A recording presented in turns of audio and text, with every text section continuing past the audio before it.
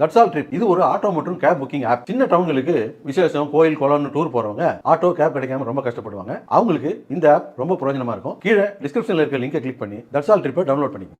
நாங்குநேரி அருகே பெரும்பத்து பகுதியில் கொலை செய்யப்பட்ட நபர்களின் குடும்பத்தினருக்கு எம்எல்ஏ ரூபி மனோகரன் நேரில் சென்று ஆறுதல் கூறினார்.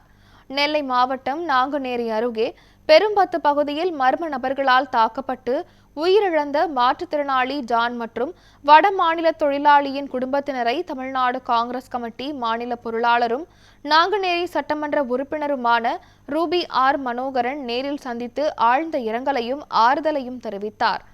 பாதிக்கப்பட்ட குடும்பங்களின் துயரத்தில் பங்கெடுத்துக் கொண்ட ரூபி மனோகரன் உயிரிழந்தவர்களின் குடும்பங்களுக்கு அரசிடம் இருந்து உரிய நிவாரணம் பெற்றுத்தர நடவடிக்கை எடுக்கப்படும் என தெரிவித்தார்.